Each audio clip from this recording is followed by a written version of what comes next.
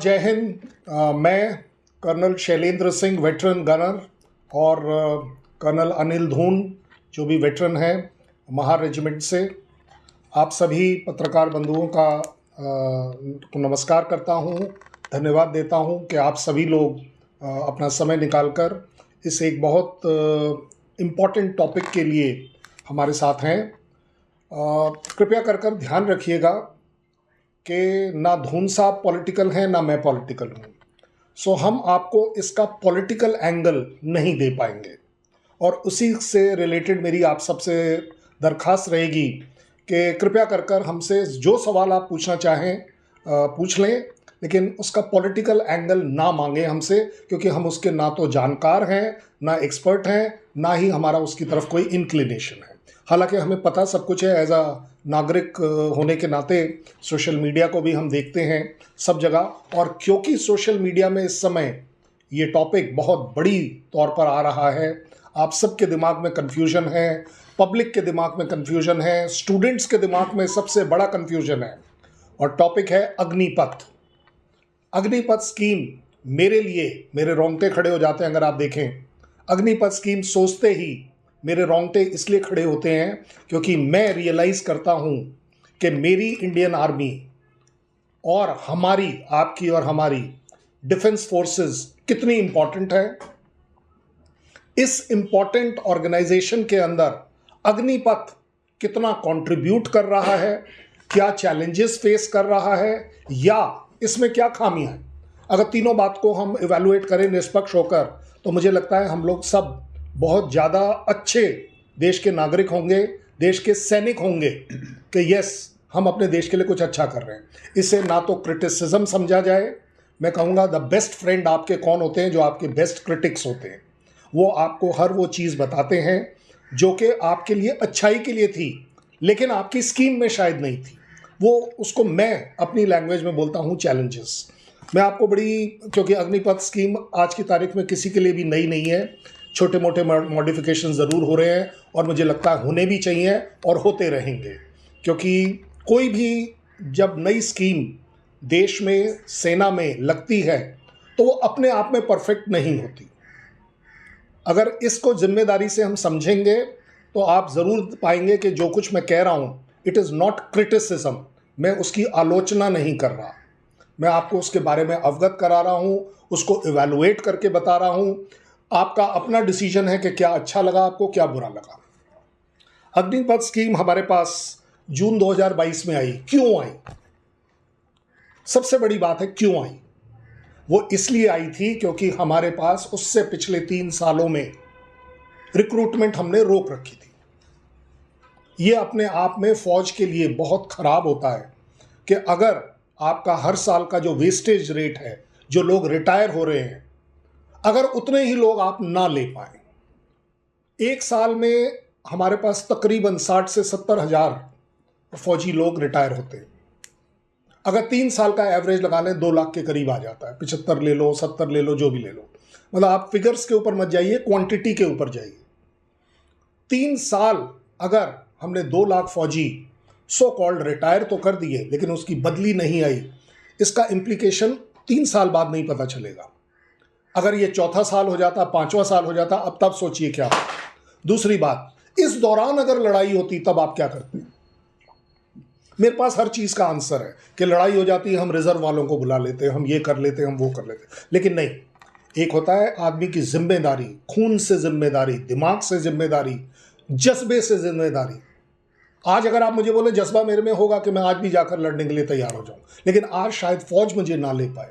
क्यों? क्योंकि उम्र, मैं हर जगह डिप्लॉय नहीं हो सकता। ये जो हमारे पास कमी थी, ये कमी इसलिए आई क्योंकि उस समय हम कंसिडर कर रहे थे कि क्या किया जाए, चाहे वो सरकार की कोई भी कंपल्शन हो।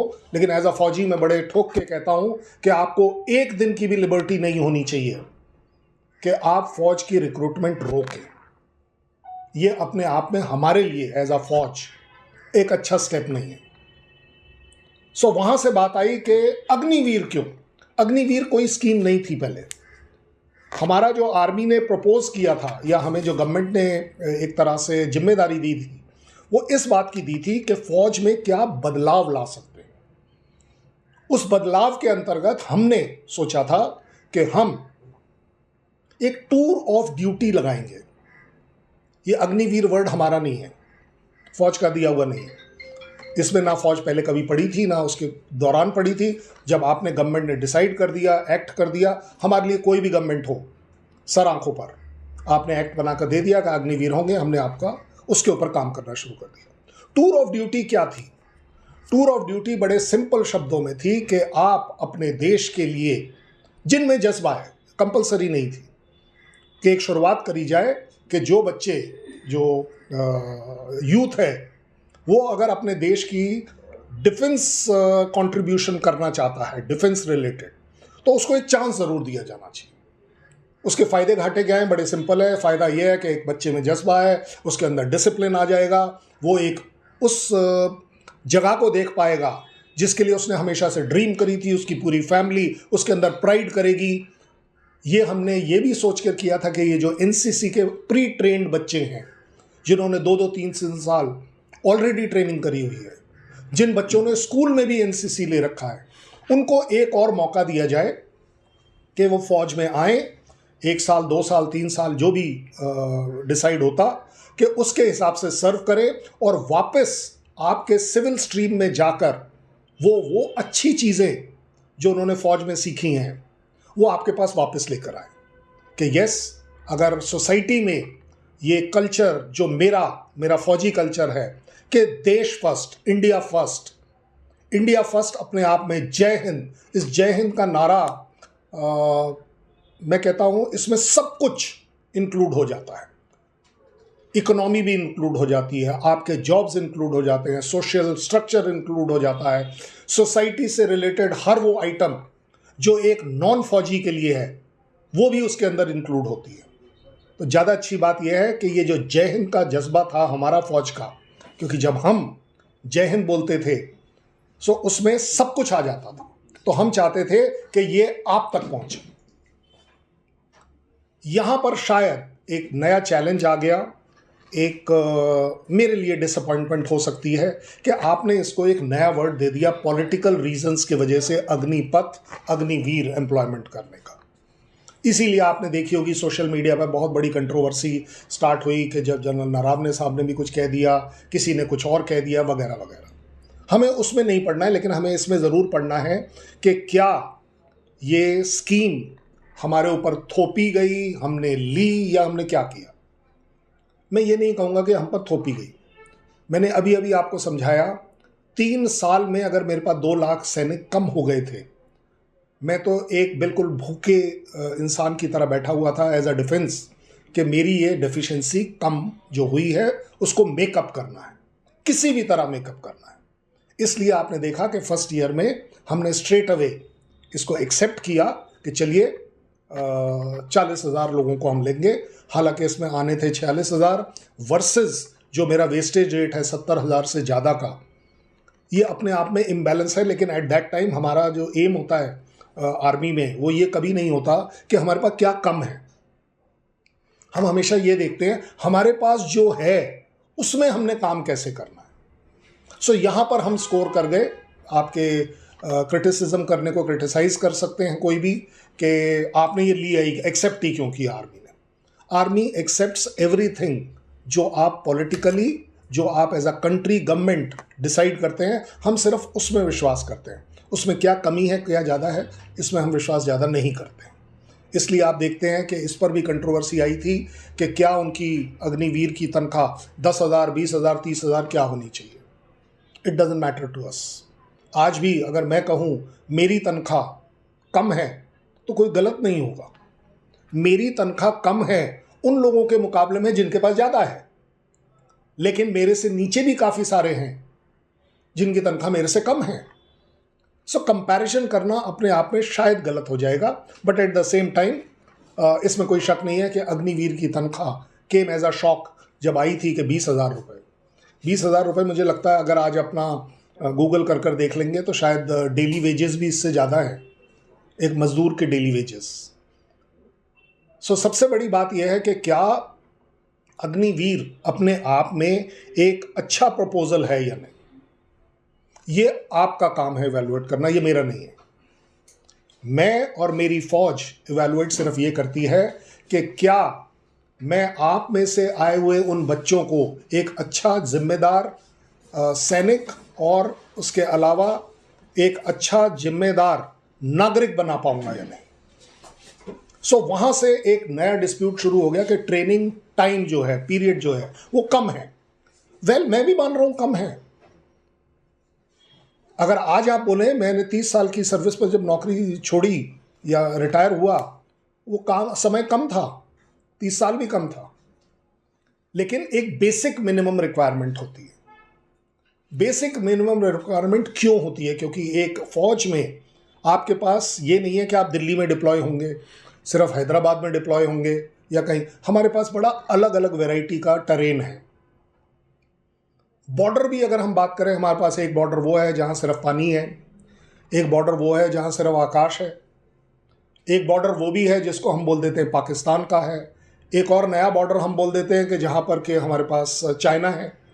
उसी बॉर्डर्स के अंदर कहीं पर प्लेन्स हैं, कहीं पर माउंटेन्स हैं और कहीं पर हाई ऑल्टीट्यूड है। इन सब के लिए कोई आदमी एक दिन में, 2 दिन में, 4 महीने में तैयार नहीं हो सकता। ये पक्की बात है। जज्बा हो सकता है लेकिन तैयार नहीं हो सकता। सो वहां पर स्टार्ट हुई ये कंट्रोवर्सी कि क्या ट्रेनिंग पीरियड कम है या ज्यादा है। फौज इस बात को बड़ी जिम्मेदारी से मानती थी और है और रहेगी कि ट्रेनिंग पीरियड कम है। लेकिन इसका मतलब ये भी नहीं मानते हम कि हम एज अ फौजी इस छोटे ट्रेनिंग पीरियड में एक आदमी को क्रिएट कर कर फौजी बना पाएंगे या नहीं। इस दोनों बात का बैलेंस आपको देखना पड़ेगा। ट्रेनिंग पीरियड कम है, बिल्कुल 100% कम है। क्यों? क्योंकि उसका जो सर्विस पीरियड है वो कम है, इसलिए ट्रेनिंग पीरियड हमें चुभेगा। अगर मेरा आपको एग्जांपल एक बड़ा इसको अच्छे से इवैल्यूएट कर देख लीजिए। शॉर्ट सर्विस कमीशन एक अफसर 10 महीने की करता है, आईएमए वाली ट्रेनिंग 18 महीने की करता है, एनडीए वाली ट्रेनिंग 3 साल की करता है। मैं अगर एक स्टेप और आगे चला जाऊं, सैनिक स्कूल तक भी चला जाऊं बाई चांस, तो उसकी ट्रेनिंग उतनी और लंबी होगी शायद, कि वो 5वीं क्लास से आगे। लेकिन क्या आप बॉटम लाइन ये कभी बोल पाएंगे कि इन सारे अफसरों में कौन ज्यादा अच्छा है या कौन कम अच्छा है? लेकिन ट्रेनिंग पीरियड अपने आप में काम तब करता है जब आप इसका स्टैटिस्टिक्स को एनालाइज करते हैं कि यस, जिसको अच्छी ग्राउंडिंग ट्रेनिंग मिली है वो एक अच्छे लेवल पर शुरुआत में काम कर पाएगा।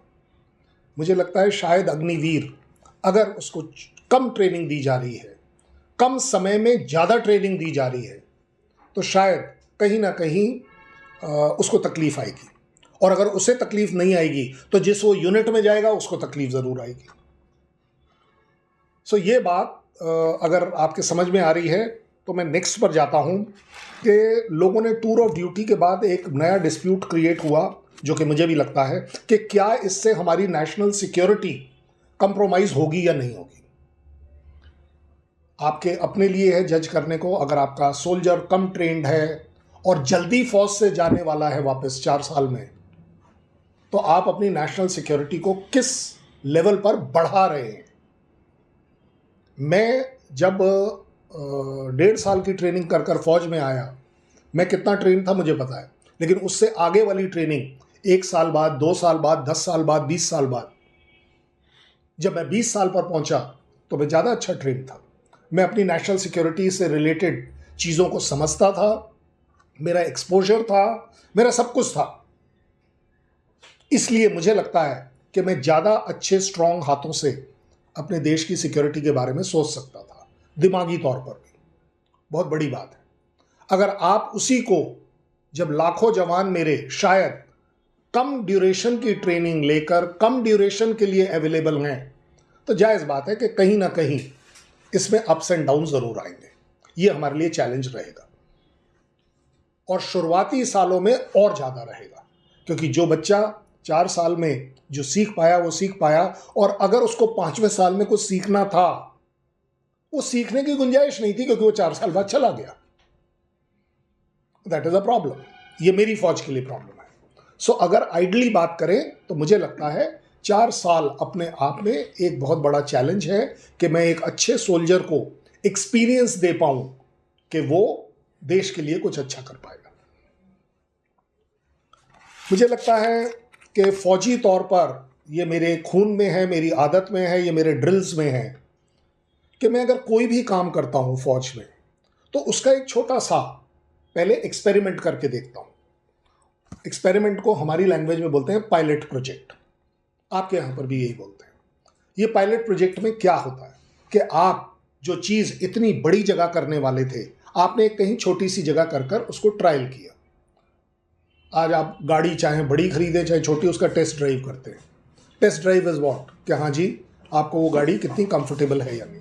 इसी तरह मुझे लगता है और ये मेरा कन्विक्शन है कि हमने शायद इंडियन आर्मी को ये चांस नहीं दिया कि इस प्रोजेक्ट को हम कहीं ना कहीं as a pilot project try करते और उसके हिसाब से इसको एक्सेप्ट करते, उसको मॉडिफाई करते या जो भी करते। मैं आपको बार बार वापस एक जगह ले जाता हूं, Indian army is not a job. आपने शायद अग्निवीर में इसे जॉब का नाम दे दिया। It is not a job. जैसे ही अब हम जब बात करते हैं कि पायलट प्रोजेक्ट मेरे आर्मी के लिए इंपॉर्टेंट इसलिए होता है क्योंकि वो उसको बताता है कि इसको करने में मुझे क्या होना है, मेरे को क्या फायदे होंगे, मेरे को क्या नुकसान होंगे। That is very important to us, जो शायद हम नहीं कर पाए। अब हम एक तरह से ऑन जॉब, वो बच्चे जो छोटे समय की ट्रेनिंग लेकर छोटे समय के लिए हमारे पास आए हैं, वो अब क्या करेंगे उसका हम अलग से जिक्र करते हैं। इस कंसेप्ट का अगर हम पायलट प्रोजेक्ट करते तो मुझे लगता है कि वो अपने आप में वैलिडेट कर कर उसको बिगर प्लेटफॉर्म पर लगाना शायद आसान रहता। शायद यहाँ पर कहीं ना कहीं मैं ज़रूर कहूँगा कि चूक हो गई, हैंडीकैप रह गया, कुछ तो हुआ। कुछ वो जो मेरे आदत में था कि हम हर एक चीज़ ट्रायल करके करते हैं, वो शायद आपने नहीं किया।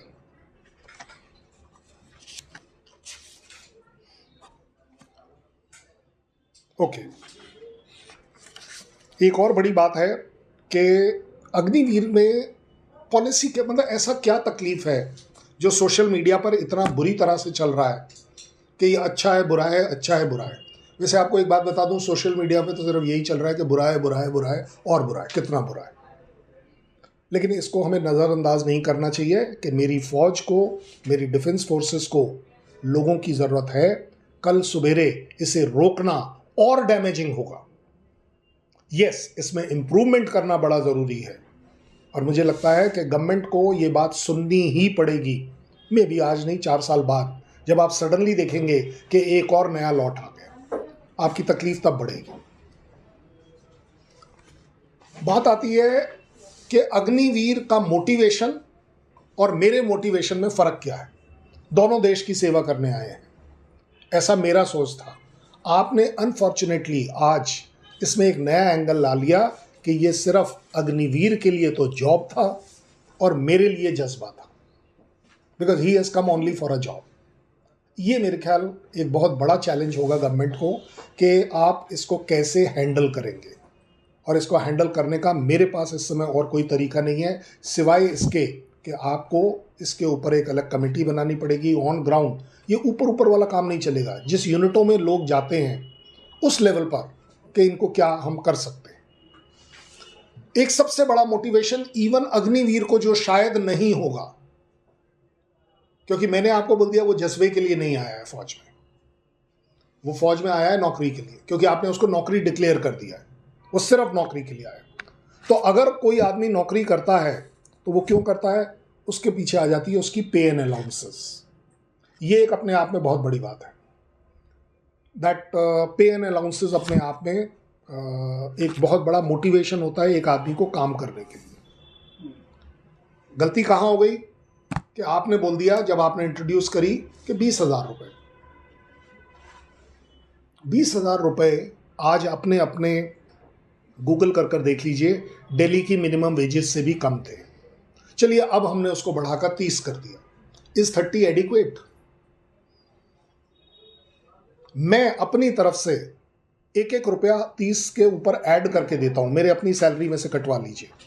मैं देखना चाहूंगा कि कितने लोग अपनी जान देने के लिए, उस हार्श टरेन में सर्व करने के लिए, बार बार उस टरेन से चेंज होने के लिए आप क्या करेंगे? ज्वाइन करना पसंद करेंगे? मजबूरी में कोई अगर ज्वाइन कर रहा है, this is not a job, क्योंकि मुझे फौज में एज एम्प्लॉयज आप नहीं चाहिए। ये 30,000 rupees is a big challenge. आपको उसकी रिस्पेक्ट, शायद उसकी मिनिमम रिस्पेक्ट भी आप नहीं दे पा रहे। इससे भी और एक बड़ी बात है जो मैंने ये लिखे इसलिए हैं जिससे कि मुझे याद रहे कि आपको, कि इसमें आ जाता है नेक्स्ट इज एम्प्लॉयबिलिटी, जो कि अग्निवीर का इंटरेस्ट इन्वॉल्व है। 4 साल तक छोटी इनकम में काम कर रहा हूं क्योंकि मेरी मजबूरी थी। इसके बाद गवर्नमेंट ने बोला यहाँ हो जाएगा 25%, यहाँ हो जाएगा, वहाँ हो जाएगा, क्या हो जाएगा, बट 100% का कहीं कोई सोल्यूशन नहीं आया। यस, मैं मान लेता हूँ गवर्नमेंट की बात कि आपने कहा कि वो यंग एज में बाहर आ रहा है तो उसको बाकी ऑप्शंस अवेलेबल हैं, बट जहाँ भी वो जाएगा फिर स्टार्ट तो स्क्रैच से करना पड़ रहा है ना। उसने एक एग्ज़ाम क्रैक किया, सो कॉल्ड फिजिकल क्रैक किया, मेडिकल क्रैक किया, तब कहीं जाके वो अग्निवीर बना। अब आप उसे अगले दिन बोलेंगे कि चलिए जी बाहर, अब आप कुछ और ढूंढिए। I think this is not fair. इसमें शायद उसका मोटिवेशन लेवल कम हो जाएगा। गवर्नमेंट ही नहीं, इवन आर्म्ड फोर्सेस नीड कि यस, उसकी रीसेटलमेंट करा कर दीजिए। क्यों? क्योंकि उसने अभी शादी करनी है, उसके बच्चे होने हैं, उसने अपने घर वालों को देखभाल करना है। ये भी अपने आप में मोटिवेशन को ज़रूर अफेक्ट करेगा। ज़्यादा बड़ी बात आ गई कि क्या अग्निवीर और मैं, अगर मैं एज अ फौजी सोल्जर हूँ, हम दोनों बराबर हैं या नहीं? क्योंकि मेरी फौज में ना मेरा कोई धर्म है, ना मेरी कोई जात है, ना कोई मेरी सैलरी है। हम सैलरी का भी कंपैरिजन कभी नहीं करते। ये तो आपके पास सिविल लाइफ में आने के बाद करना शुरू किया हमने कि हाँ जी मेरी सैलरी कितनी है, कि मेरे पेंशन कितनी है, कि क्या कितनी है। सो ये एक जो बराबरी का दर्जा है वो आप कैसे लेंगे? क्यों? क्योंकि आप मुझे बुलाते हैं सिपाही शैलेंद्र सिंह और मेरे पड़ोस बैठे अग्निवीर को बुलाते हैं अग्निवीर एसके सिंह। ये मेरे ख्याल मेरे लिए अच्छा नहीं है। मैं यूनिट लेवल की बात कर रहा हूँ, ऑपरेशनल लेवल की बात कर रहा हूँ, ग्राउंड से जुड़ी हुई बात कर रहा हूँ। मैं आपको बड़े अच्छे से बता सकता था कि स्ट्रैटेजिक लेवल पर, कंट्री लेवल पर, इंटरनेशनल लेवल पर, नहीं, ग्राउंड लेवल पर इक्वालिटी होनी बहुत ज़रूरी है। अगर ये कर्नल साहब हैं और मैं कर्नल साहब हूँ, या ये सिपाही हैं और मैं सिपाही हूँ, हमारी सैलरी एक होगी, ये हमने अपने आप सोचा हुआ है।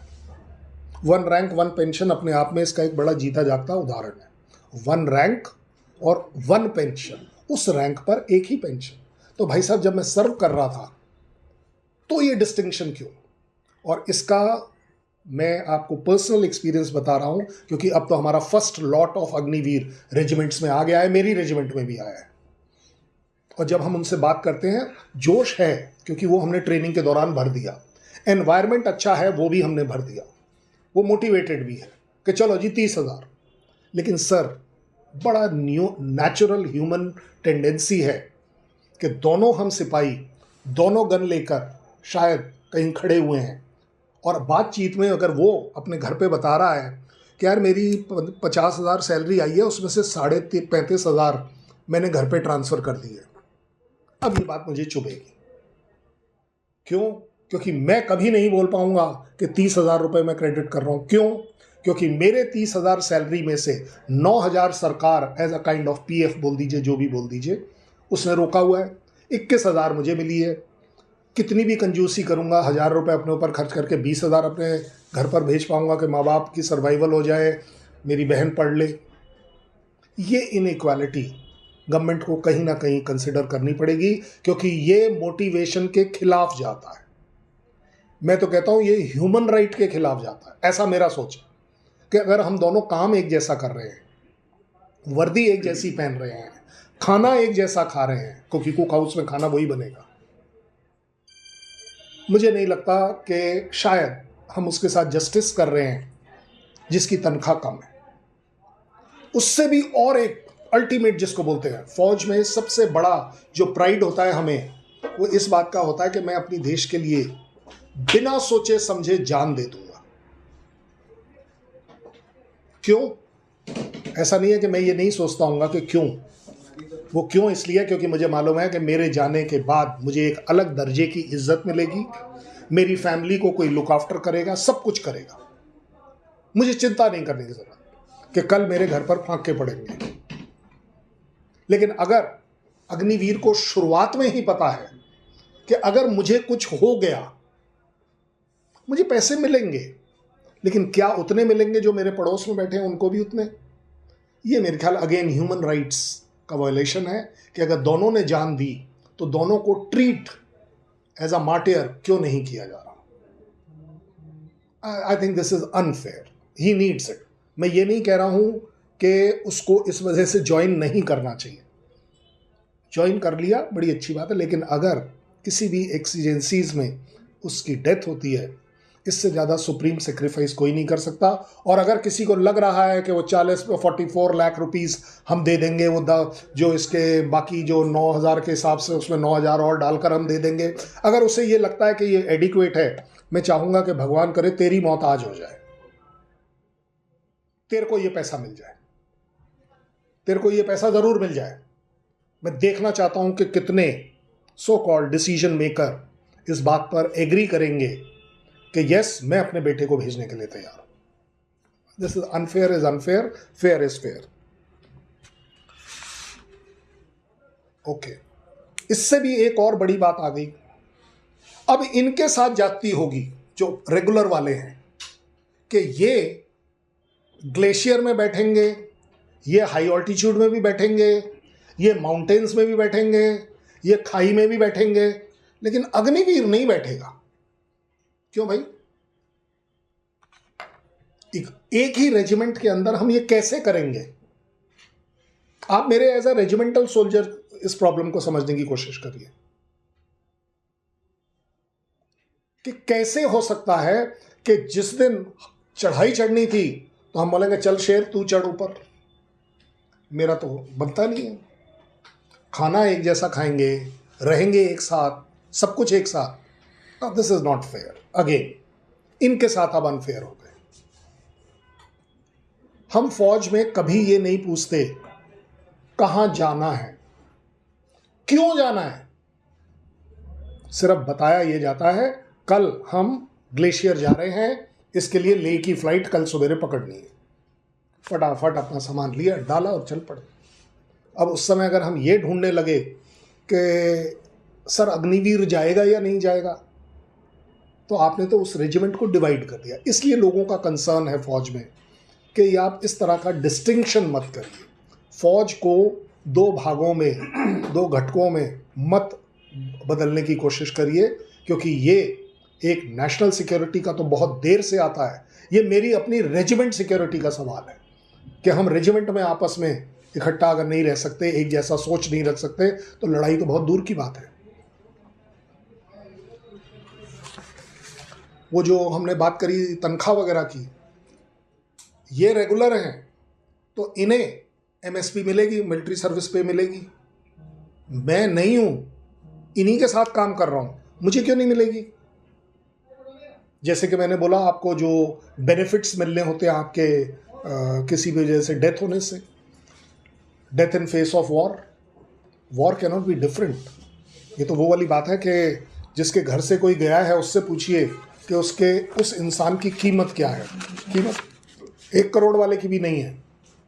लेकिन यहाँ जो बात हो रही है 44 lakh rupees, I don't think is quite justified. This needs to be same. एक और बढ़िया बात चली थी कि ट्रेनिंग से रिलेटेड, जो मैं भूल गया। ट्रेनिंग पीरियड जब कम होगा तो जो आजकल हमारी फौज में टेक्निकल आइटम्स ज़्यादा आते चले जा रहे हैं, टेक्नोलॉजी ज़्यादा आती चली जा रही है, उसे सीखने में ज़्यादा टाइम लगेगा, उसके ऊपर एक्सपर्टीज़ करने में ज़्यादा टाइम लगेगा। ये हम नहीं कर सकते कि अगले 2 साल जब वो रेजिमेंट में आ जाएगा तब उसको ट्रेन करें। I think this is again उस आदमी के साथ, उस ऑर्गेनाइजेशन के साथ इट इज़ अनफेयर। इन सारी चीज़ों को अगर हम ओवरऑल देखें तो हमारे पास एक ये भी सिचुएशन आती है कि हमारे पास गोरखा सोल्जर्स जो थे वो अपने आप में एक अच्छी तादाद में थे और पूरी दुनिया में हमारी गोरखा रेजिमेंट्स मानी जाती थी। आज हम देख रहे हैं कि हमारा नेपाल से भी शायद टेंशन बढ़ गया। क्यों? क्योंकि उन्होंने डिसाइड किया कि हम अग्निवीर स्कीम में पार्ट नहीं लेंगे, हम इसका पार्ट नहीं हो सकते। सही है गलत ये उस कंट्री को डिसाइड करने देता हूँ, लेकिन साथ ही साथ कहीं ना कहीं ये मुझे भी रियलाइज़ होता है एज अ फौज कि क्या आज के बाद हमारी गोरखा रेजिमेंट सोल्जर्स जो हैं या गोरखा रेजिमेंट्स हैं वो ख़त्म हो जाएंगी। और अगर एक दूसरी कंट्री, और वो सो कॉल्ड हमारे पास तकरीबन 20-22 गोरखा रेजिमेंट्स हैं, वो सभी गलत हैं। ये भी अगेन देखिए डबल स्टैंडर्ड वाली बात आ जाएगी कि अगर वो कहें गलत है तो उनके लिए एक्सेप्टेबल है, अगर हम कहें गलत है हमारे अग्निवीर के लिए तो नहीं जी गलत बात है। That is again unfair. मुझे लगता है इससे ना केवल ग्राउंड लेवल पर एक फ्रिक्शन है, बट एक नेपाल और हमारे बीच में भी एक फ्रिक्शन है, क्योंकि ये वो सोल्जर्स थे जो हमें बिल्कुल कल्चरली बाइंड करके रखते थे। एक बहुत बड़ी चीज़ चल रही है, that is called as 2.5 front war. वो 2.5 फ्रंट क्या है? एक पाकिस्तान, एक चाइना और एक काउंटर इंसर्जेंसी। अब इन तीनों जगह के लिए एडवाइजरी ये है कि अग्निवीर नहीं जाएगा। Is it fair? जो आदमी जज्बे के साथ आया, is it fair to him also? जो इन तीनों सिचुएशन में जाएगा ही नहीं, तो जनाब आप ये बताइए कि मेरी जो डेफिशिएंसी है वो तो और बढ़ गई। क्योंकि अगर मैंने इन सारे अग्निवीर को दिल्ली में या पीस स्टेशन में रखना है तो दैट इज नॉट अगेन, मेरा एम अचीव नहीं हो रहा। आप मेरी फौज के साथ ज्यादती कर रहे हैं।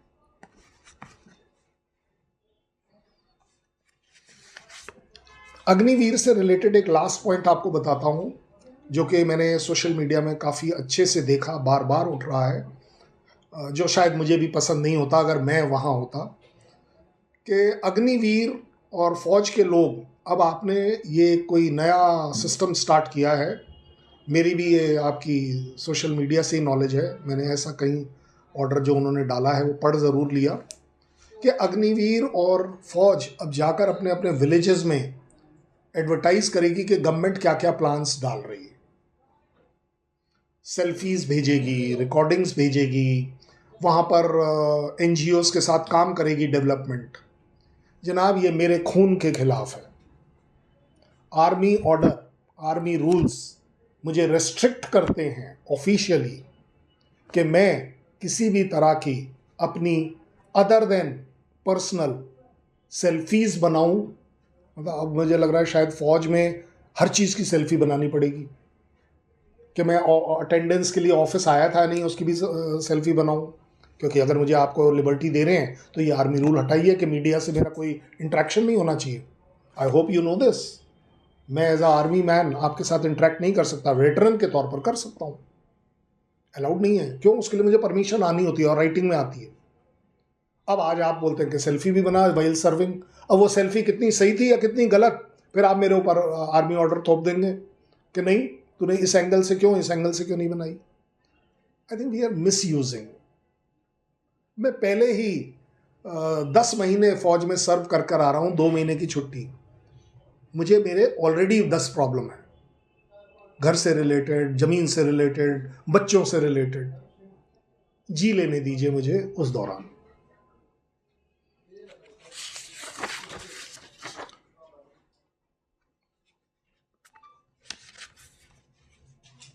आई थिंक मेरे तरफ से ये मैंने आपको सब इसलिए बताया क्योंकि मैंने देखा कि तकरीबन लास्ट मंथ जनवरी के एंड के तरफ बहुत ज़्यादा आपके प्रेस कॉन्फ्रेंसेस हो रहे हैं, पता नहीं क्या क्या डल रहा है। तो मैं एक क्लैरिटी ये ज़रूर दे दूं, कोई भी चीज़ सही नहीं होती, कोई भी चीज़ गलत नहीं होती, लेकिन किसी सही चीज़ में कुछ गलतियां हैं तो उसे एक्नॉलेज करने में, एक्सेप्ट करने में मुझे नहीं लगता कि कोई शर्म होनी चाहिए। हम उसे ठीक करने के लिए काम करने चाहिए, क्योंकि अगर इससे रिलेटेड ऐसा समझा जा रहा है तकरीबन 1.5 लाख बच्चे जिनको के अग्निवीर स्कीम से पहले सो कॉल्ड उनका क्लेम है कि सेलेक्ट किया गया था, उन्हें एक चांस ज़रूर उस समय मिलना चाहिए था या मिलना चाहिए अभी भी, अगर उनका एज अलाउड करता है, उनकी मेडिकल कैटेगरी अलाउ करती है कि उनके साथ ये जाति ना हो, कि जो अपने अपने घर में, क्योंकि आप सोचिए कितना बड़ा एक झटका लगा होगा कि किसी को बोल तो दिया आपने कि तू सेलेक्ट है, कल आ जाना, और कल पता चला कि ये सब नहीं हो रहा। I don't think this is fair to them. Government को इस चीज़ का ज़रूर ध्यान देना चाहिए और उसे एक सही दिशा में ले जाना चाहिए, क्योंकि अल्टीमेटली अग्निवीर जिस दिन डिक्लेयर हुआ 2022 में, उस दिन के बाद वाला है या उससे पहले वाला है? आपको उसके पहले वाले को कम से कम ऑप्शन तो देना चाहिए था। और मैं तो कहता हूं वो भी उसके ह्यूमन राइट्स के खिलाफ होगा शायद। अगर उसका सिलेक्शन आपने एक पर्टिकुलर टाइम पे किया था जब 4 साल की रेस्ट्रिक्शन नहीं थी, तो आपको उसको ज़रूर चांस देना चाहिए, ये उसका हक बनता है। मुझे नहीं लगता कि इससे ज़्यादा मैं आपको बता पाऊँगा निष्पक्ष होकर कि दोनों साइड्स में गुड और बैड में क्या फ़र्क है या आपको क्या लेना चाहिए। अगर आपका किसी का कोई सवाल है तो मैं कोशिश करूँगा या धुन साहब से रिक्वेस्ट करूँगा कि वो उसको आंसर कर पाए। सर ये सवाल है कि मतलब इसमें जो अग्निवीर जा रहे हैं फौज में, तो फौज का नहीं सर, उसका मतलब वो इसका विरोध कर रहे हैं। अगर वो इसका बड़े लेवल पे विरोध करेंगे तो मेरे ख्याल से कि भारत सरकार को भी दूसरी बार सोचना पड़ेगा। मैंने आपका सवाल बिल्कुल जायज़ है अपनी जगह, एज अ सिविलियन बात कर रहा हूँ। एज अ सिविलियन आप बिल्कुल ठीक बोल रहे हैं। ये सवाल आपकी तरफ से आ सकता है, लेकिन शायद आपने शुरुआत में मेरा एक जो ओपनिंग था वो नहीं सुना कि मैं फ़ौज में ये नहीं देखता कि आप मुझे क्या दे रहे हैं।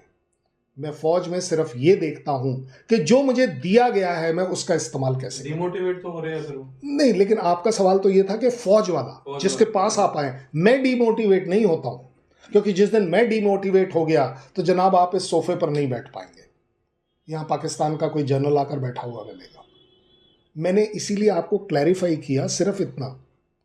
देखिए, क्योंकि मैं इसको पॉलिटिकली आंसर नहीं कर पाऊंगा, लेकिन ये मेरे अपने खून में है कि जो आपने मुझे अग्निवीर दिया, चाहे वो रेगुलर वाला दिया या 4 साल वाला दिया, मैं अब इससे अपना सबसे अच्छा काम कैसे चला पाऊंगा, मैं सिर्फ इस पर कंसंट्रेट करता हूं। यस, आपका सवाल का अगर स्पेसिफिक जवाब दूं, इसका फीडबैक मैं भेजता हूं, और वो फीडबैक सिस्टम अभी भी चल रहा है कि हर यूनिट में, पहले तो ट्रेनिंग सेंटर में ट्रेनिंग बटालियन में जब आया उन्होंने फीडबैक दिया, उसके बाद जो यूनिट में गया वो यूनिट वालों ने फीडबैक दिया। हालांकि मैं अपनी यूनिट के बारे में सब कुछ जानता हूँ, वो एक अलग बात है, ट्रेनिंग सेंटर के बारे में, लेकिन ये बातें क्योंकि कॉन्फिडेंशियल होती हैं उसको हम ये नहीं बोल पाएंगे कि इसमें क्या चीज़ कैसे हुई। बट यस, ये मैं दावे से कह पाऊँगा कि इंडियन आर्मी कभी ये प्रोटेस्ट नहीं करेगी कि आप पॉलिटिशियन खराब हैं, आप डिफेंस मिनिस्टर अच्छे हैं या नहीं हैं, या आप किसको प्राइम मिनिस्टर बनाते हैं। ये मेरे परव्यू में नहीं होता फौज के। सो इसलिए कृपया कर कर एक्सेप्ट कीजिए कि इंडियन आर्मी, आप जो चीज़, अब आप एक बात बताइए, हमें कौन सा जहाज नहीं चाहिए? हमें चाहिए ना, लेकिन नहीं मिल पाता, टाइम लगता है, 10 साल 20 साल लग जाते हैं। So same goes for Agniveer. 3 साल हमारे पास नहीं थे लोग, हमें चाहिए थे हर हालत में। अब उसका डिस्प्यूट करने से अच्छा है कि मैंने पहले आपसे अग्निवीर ले लिए, उनको एक्सपेरिमेंट कर रहा हूँ, 4 साल एक्सपेरिमेंट करता रहूँगा, फीडबैक कंटिन्यूसली देता रहूँगा। अब ये आपकी भी तो जिम्मेदारी बनती है एज अ सिविल गवर्नमेंट कि आप क्या करेंगे। सर लेकिन ये जो नीति है 4 साल के बाद लड़के नौकरी से खत्म हो जाएंगे, उसके बाद तो भविष्य क्या होगा? वैसे सही अगर आप बात पूछे मेरे से, ये मेरे फौज का काम नहीं है कि मैं आपका भविष्य ये देखूं कि आपकी नौकरी कहाँ लगेगी, लेकिन मेरा काम है, मैंने अपने देश का भविष्य देखना है। ये आपकी जिम्मेवारी थी as a society, as a politician, as a government, कि मैं आपसे मांग रहा हूं, आप मुझे दीजिए। अब अगर आपको लगता है कि नहीं 4 साल बाद बंदा बेरोजगार हो जाएगा, ये जिम्मेवारी आपकी है। लेकिन बीच में मैंने आपको ये भी बोला कि इंडियन आर्मी की ये इथॉस रही है कि हम अपने जवान की, अपने अफसर की, जेसीओ की लाइफ उसके रिटायरमेंट के बाद भी देखते हैं। ऐसा नहीं है कि हम वहीं रोक देते हैं। इसलिए हमारे पास एक डायरेक्टरेट है, तो हम बोलते हैं डायरेक्टरेट ऑफ रीसेटलमेंट। उसका फर्ज है, उसका कर्तव्य है, उसकी ड्यूटी है कि वो लोगों को नौकरी दिलाए, but it is not guaranteed नौकरी। जो जो जो सवाल आपने पूछा है 4 साल बाद वाला, तो यस, ये गवर्नमेंट का चैलेंज है, गवर्नमेंट को एड्रेस करना है। इसमें आप मेरे को जिम्मेदार नहीं कर पाएंगे सिवाय मेरी मॉरल जिम्मेदारी कि मुझे अपने जवानों को नौकरी दिलवाना है जो रिटायर हो। सर, एक सवाल इसमें उठता है, आप लंबे समय से फौज में आपने देखा चीजों को, या एक निराशा का भाव नहीं पैदा होगा युवाओं में फौज की तरफ जाने के लिए, अगर ये 4 साल का चीज रहता है? एक एज ए सिविलियन आप बताएं। नहीं, आप ये सवाल मेरे से एज अ सिविलियन मत पूछिए, मेरे से एज अ फौजी पूछिए तो मैं उसका फौजी लेकिन मैं क्योंकि आज सिविलियन हूं, मैं इस बात को जवाब दे सकता हूं, मुझे अलाउड है, मेरे ऊपर कोई रिस्ट्रिक्शन नहीं है। आपने कहा निराशा, मैं आपको गारंटेड बता पाऊंगा कि फौज में हमें निराशा नहीं है इस बात की कि आप जा रहे हैं, लेकिन हमें इस बात की ज़रूर, ये हमारा कंसर्न है कि जो मेरा जवान बाहर जा रहा है वो भटकेगा शायद, कि मैं अब क्या करूं, जिसके लिए मैं मॉरली रिस्पॉन्सिबल हूं कि मैं उसको एक सेफ जगह लेकर जाऊं या कुछ करूं। आज की तारीख में जो भी इससे रिलेटेड पॉलिसीज़ हैं ये आपकी गवर्नमेंट पॉलिसीज़ हैं। मुझे लगता है ये सवाल आपको गवर्नमेंट से ज़रूर पूछना चाहिए कि यस 4 साल बाद वो कहाँ जाएगा। गवर्नमेंट ने इसका पार्शली आंसर दिया है, लेकिन आपको फुल आंसर अभी तक नहीं मिला है, क्योंकि एज फार एज फौज इज़ कंसर्न हमें इस टॉपिक के ऊपर सोचना ही मना है, मैं तो ये कहूँगा। बट एज अ सिविलियन मैं आपको बोल रहा हूँ कि यस, आपका ये सवाल गवर्नमेंट के लिए ज़रूर जायज़ होगा। अच्छा, एक क्वेश्चन मैं पूछता हूँ, ये जो ट्रेनिंग है अग्निवीर की या जो भी, और जब इनको 7 साल 4 साल के बाद निकाल देते और ये जाके बाहर नौकरी करना मांगते हैं, तो जो कॉस्ट आती है उनकी ट्रेनिंग की, और जब आप किसी को निकाल रहे हैं तो इससे गवर्नमेंट का लॉस क्या है? मैं एज ए टेक्निकल बात है, आप इसको जवाब दें ना दें कोई बात नहीं, लेकिन अप्रॉक्सीमेट ये बोल दे कि ये प्लस में है या माइनस में। मैं एक आदमी को ट्रेनिंग देता हूँ, चाहे वो किसी कंपनी में हो, कहीं पे भी हो, और फिर उसको 4 साल बाद निकाल देना, ये तो एक ट्रेनिंग का भी डिस्करेज है और उसको ठीक नहीं है। और दूसरा ये है कि उसकी कॉस्ट इतनी है, लेट अस से कि उसकी कॉस्ट 2 लाख रुपए आती है और आपने 4 साल ट्रेनिंग ली, जबकि उसने 20 साल 25 साल 30 साल काम कर, तो उसमें सरकार का, मिलिट्री का लॉस क्या? फौज निकालती है जिसको कि जो गलत कर गया हो। एक तो गवर्नमेंट की पॉलिसी हाँ, है। ये मैं आप समझिएगा जो मैं समझा रहा हूँ। मैं सिर्फ ये कह रहा हूँ, आप जब आए थे तो आप एक पर्टिकुलर स्कीम में एक टर्म्स एंड कंडीशंस के हिसाब से आए थे। शॉर्ट सर्विस ऑफिसर जब आता है तो उसे मालूम है कि मैंने 5 साल करनी है, उसके बाद मेरे में से 50% सेलेक्ट होंगे या नहीं होंगे। सर, एक लास्ट क्वेश्चन है सर, जी। जैसे एज अ सिविलियन जो हमें लगता है, हमें स्टूडेंट्स को भी और हमें बाकी भी पत्रकारों को भी लगता है सर, कि सर जो एज सिविलियन की जब भी एक फौजी जाता है, जो उसको ट्रेनिंग AK-47 की या जो आधुनिक राइफल है या फिर स्टेन गन है सर, वो 4 साल के बाद उसको पूरी ट्रेनिंग हो जाएगी। और जैसा माहौल चल रहा है सर कि मतलब हरियाणा में भी, पंजाब में भी, और ऐसे में तो आपको नहीं लगता सर कि ये जो नौजवान है गैंगस्टरिज्म की तरफ बहुत ज्यादा प्रमोट होएगा? जो पीछे कुछ हत्याएं देखी हैं सर हमने, तो उसमें सर ये मिलिटेंसी जा, और जो उनको भी, फौजियों को भी कंट्रोल करना मुश्किल हो जाएगा सर, क्योंकि 4 साल में आप एक उसके ऊपर स्टैंप लगा के उसको सब कुछ करना आ जाएगा सर, हैंड ग्रेनेड से लेके AK-47 तक। ये लास्ट सवाल है सर। बिल्कुल डन, आपने जो बोला है वो बिल्कुल सही है। अगर आपके सवाल को मैं सीधे सीधे जवाब दूं कि यस, अगर एक सो कॉल्ड ट्रेंड सोल्जर जब सिविल में आएगा और अगर उसका दिमाग खराब हो रहा है और वो गैंगस्टर बनने के जा रहा है तो उसको हथियारों की नॉलेज ज़रूर होगी, ये मैं मानता हूँ। लेकिन ऐसा समझा जाता है, सच देखिएगा कि मेरे हर साल 70 से 75 हज़ार सैनिक रिटायर होते हैं। पर वो अपनी ड्यूटी पूरी करके रिटायर, हाँ, मैं आ रहा हूँ, जैसे नहीं, मैं आ रहा डिप्रेशन में नहीं जाते। मैं बिल्कुल इसी बात पर आऊँ, क्योंकि वो लोग इसलिए ज्वाइन नहीं करते क्योंकि आप ही कहेंगे क्योंकि अब उनके खून में बस गया है कि वो एक सेटिस्फाइड पेंशन लेकर आए हैं, तो इसलिए वो इससे अलग रहेंगे।